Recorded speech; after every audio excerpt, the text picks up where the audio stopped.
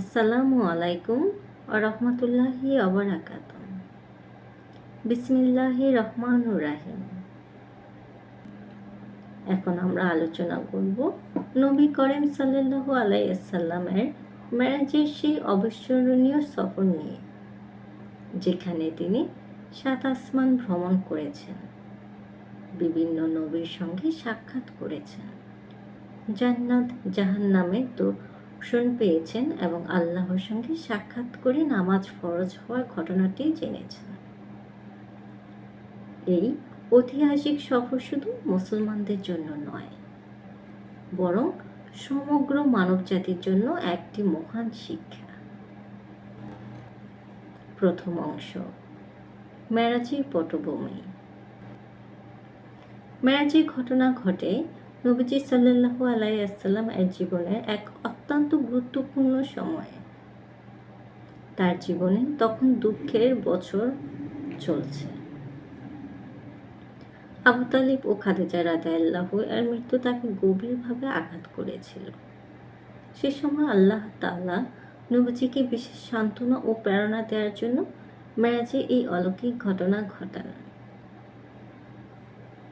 সফরের শুরু হয়েছিল মক্কার মসজিদুল হারাম থেকে বাইতুল মাকদিসে ইসরার বা রাতের ভ্রমণ।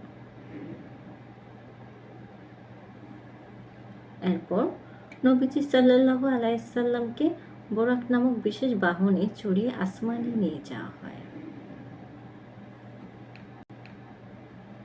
দ্বিতীয় অংশ, ৭ আসমানের সফর।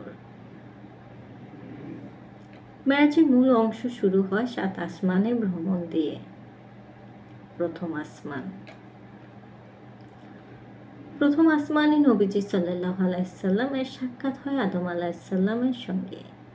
তিনি নবীজিকে স্বাগত জানান এবং তার উম্মতের জন্য দোয়া করেন।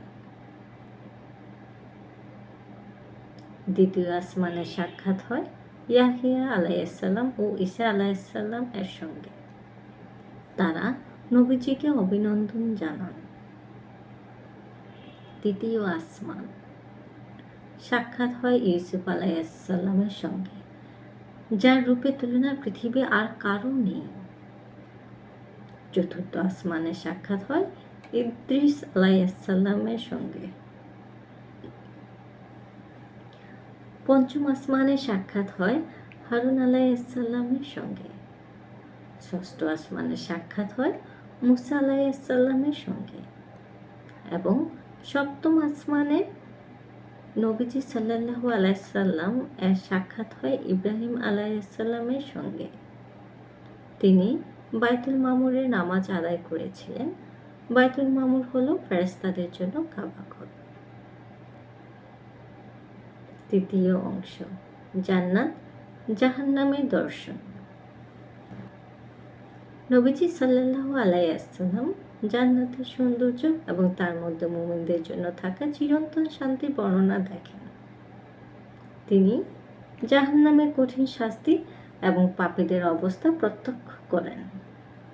শিক্ষা, জান্নাতের জন্য নিজেকে প্রস্তুত করা এবং জাহান্নামের শাস্তি থেকে বাঁচতে আল্লাহর পথে চলা। চতুর্থ অংশ, আল্লাহর সঙ্গে সাক্ষাৎ এবং নামাজ ফরজ। মেরাজের শীর্ষ মুহূর্তে নবীজি সাল্লাল্লাহু আলাইহি ওয়াসাল্লাম আল্লাহ তাআলার সঙ্গে সরাসরি সাক্ষাৎ করেন। আল্লাহ নবীজি সাল্লাল্লাহু আলাইহি ওয়াসাল্লামকে ৫ ওয়াক্ত নামাজের দায়িত্ব প্রদান করেন, যা মূলত ৫০ ওয়াক্ত ছিল।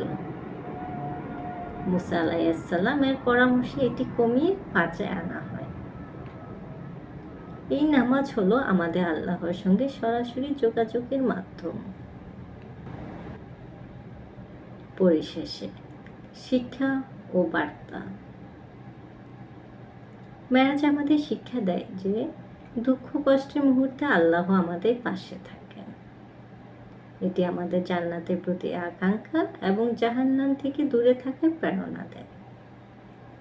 ৫ ওয়াক্ত নামাজের গুরুত্ব, এটি শুধু একটি ইবাদত নয়, বরং আধ্যাত্মিক, মানসিক এবং শারীরিক প্রশান্তির মাধ্যম। আমরা যেন এই ঘটনা থেকে শিক্ষা নিয়ে আমাদের জীবন আল্লাহর পথে উৎসর্গ করি। মেরাজ শুধু একটি অলৌকিক ঘটনা নয়, এটি আমাদের ঈমানকে মজবুত করার একটি মাধ্যম। আসুন এই শিক্ষাগুলো আমাদের জীবনে প্রয়োগ করি। আসসালামু আলাইকুম ওয়া রাহমাতুল্লাহি ওয়া বারাকাতুহু।